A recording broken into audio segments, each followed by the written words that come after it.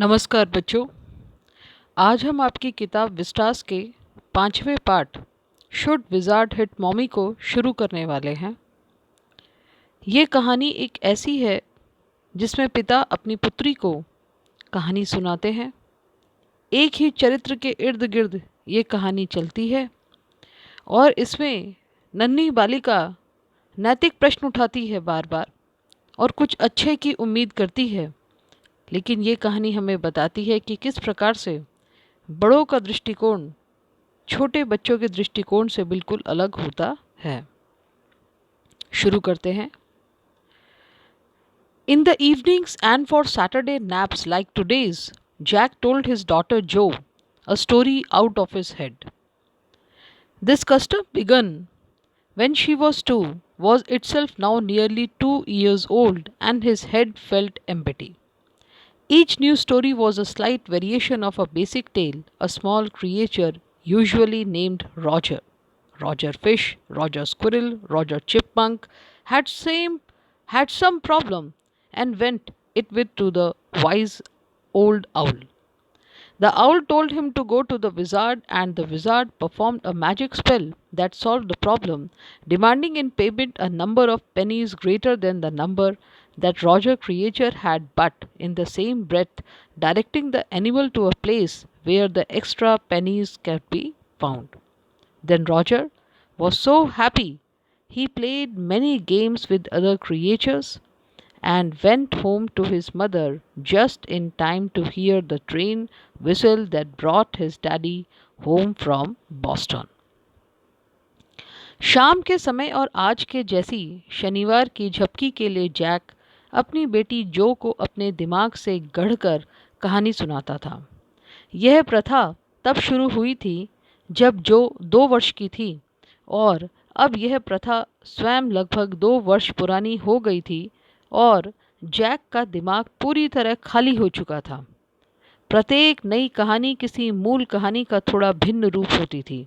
एक छोटे से प्राणी जिसका नाम प्रायः रॉजर होता था, जैसे रॉजर मछली, रॉजर गिलहरी, रॉजर चिपमंक। उस रॉजर को कोई समस्या होती थी और वह उस समस्या को लेकर बुद्धिमान बूढ़े उल्लू के पास जाता था। उल्लू उसे जादूगर के पास जाने के लिए कहता था और जादूगर कोई जादुई मंत्र करता था जिससे समस्या हल हो जाती थी।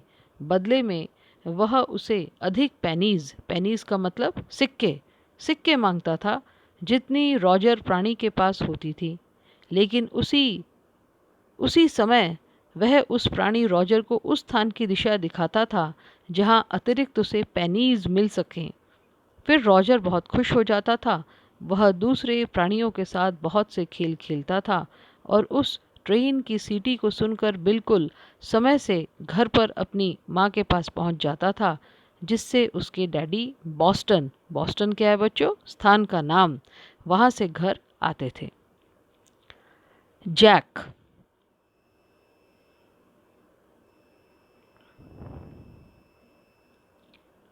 described their supper and the story was over. Working his way through this scheme was specially fatiguing on Saturday because Joe never fell asleep in naps anymore, and knowing this made the ride seem futile. Jack उनके रात्रि के भोजन का वर्णन करता था और कहानी समाप्त हो जाती थी। इस योजना के साथ आगे बढ़ना खास तौर से शनिवार को बहुत थकाऊ होता था, क्योंकि जो अब कभी भी दोपहर की झपकी के समय सोती नहीं थी और यह जानने के बाद यह परंपरागत प्रक्रिया यानी कि कहानी सुनाने की प्रक्रिया व्यर्थ लगती थी।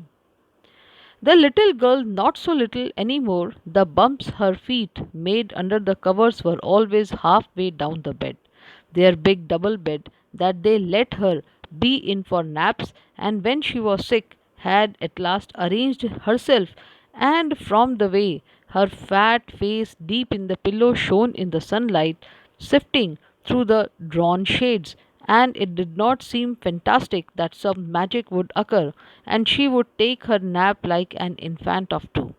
Her brother Bobby was too, and already asleep with his bottle. Jack asked, "Who shall the story be about today?" "Roger," Jo squeezed her eyes shut and smiled to be thinking she was thinking. Her eyes open.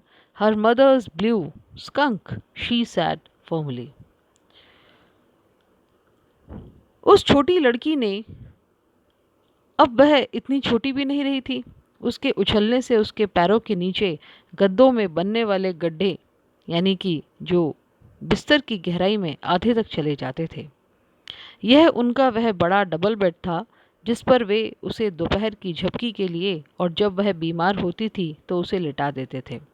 अंततः स्वयं को व्यवस्थित कर लिया करते थे और जिस तरह उसका तकिए में धंसा मोटा चेहरा खिंचे हुए पर्दों से छन कर आती सूर्य की रोशनी में चमक रहा था, उससे यह कल्पना भी नहीं की जा सकती थी कि कोई जादू होगा और वह 2 वर्ष के एक शिशु की भांति दोपहर में कुछ समय के लिए नींद लेगी। उसका भाई बॉबी, जो अभी 2 वर्ष का था और अपनी दूध की बोतल को लेकर पहले ही सो चुका था, जैक ने अपनी बेटी से पूछा, आज की कहानी किसके बारे में होगी? रॉजर। जो ने अपनी आंखें भींच कर बंद कर दी और यह सोचकर मुस्कुराई कि डैडी सोचेंगे कि वह सोच रही है, और उसकी आंखें खुली। उसकी माँ भी परेशान हो गई। उसने, यानी कि जो ने, दृढ़ता से कहा, स्कंक। आज की कहानी स्कंक के बारे में है। A new animal. They must talk about skunks at nursery school. Having a fresh hero momentarily stirred Jack to creative enthusiasm. All right, he said. Once upon a time, in the deep, dark woods, there was a tiny little creature by the name Roger Skunk, and he smelled very bad. एक नया जानवर। बच्चे nursery school में अवश्य स्कंक्स के बारे में बात करते होंगे। एक नया हीरो पाकर जैक एक क्षण के लिए रचनात्मक उत्साह से उत्तेजित हो गया। उसने कहा, ठीक है। एक बार घने जंगल में रॉजर स्कंक नाम का एक छोटा सा प्राणी था और वह बहुत बदबूदार था। जो ने कहा, हाँ। He smelled so bad that none of the other little woodland creatures would play with him. Joe looked at him solemnly. She had not foreseen this. Whenever he would go out to play, Jack continued with zest, remembering certain humiliations of his own childhood. All of the other tiny animals would cry, "Oh ho! Here comes Roger's stinky skunk!" And they would run away, and Roger's skunk would stand there all alone, and two little round tears would fall from his eyes. The corners of Joe's mouth dropped down, and her lower lip bent forward as he traced with a forefinger along the side of her nose the course of one of Roger Skunk's tears. वह इतना बदबूदार था कि जंगल का कोई भी अन्य छोटा प्राणी उसके साथ खेलता ही नहीं था। जो ने गंभीरतापूर्वक उसे देखा। उसने पहले से यह सोचा नहीं था। जब कभी वह खेलने के लिए जाता था, जैक उत्साह से कहानी सुना रहा था और उसे अपने स्वयं के बचपन के कुछ चुनिंदा अपमानों की याद भी आ रही थी। दूसरे सभी छोटे जानवर चिल्लाने लगते थे, ओहो, यह आ गया रॉजर, बदबूदार स्कंक, और वे बच्चे भाग जाते थे।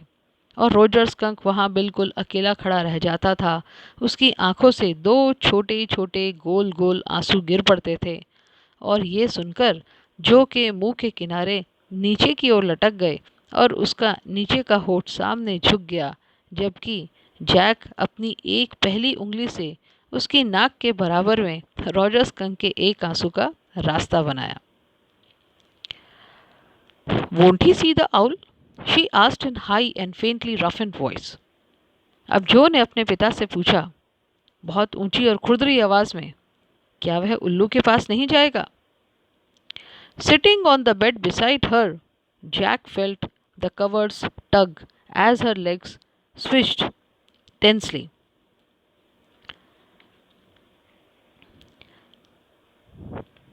He was pleased with his moment. He was telling her something true, something she must know, and had no wish to hurry on. But downstairs a chair scrapped, and he realized he must get down to help Claire paint the living room wood.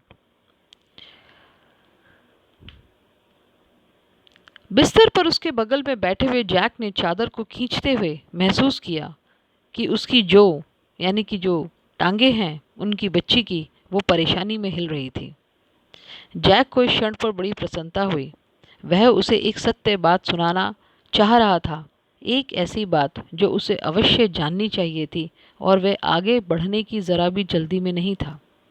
लेकिन सीढ़ियों से नीचे एक कुर्सी की खड़खड़ाहट हुई और उसने महसूस किया कि उसे लिविंग रूम में लकड़ी का काम, यानी कि दरवाजे, खिड़कियां इत्यादि पेंट करने में क्लेयर कौन है, उनकी पत्नी, उसकी सहायता करने के लिए नीचे जाना चाहिए।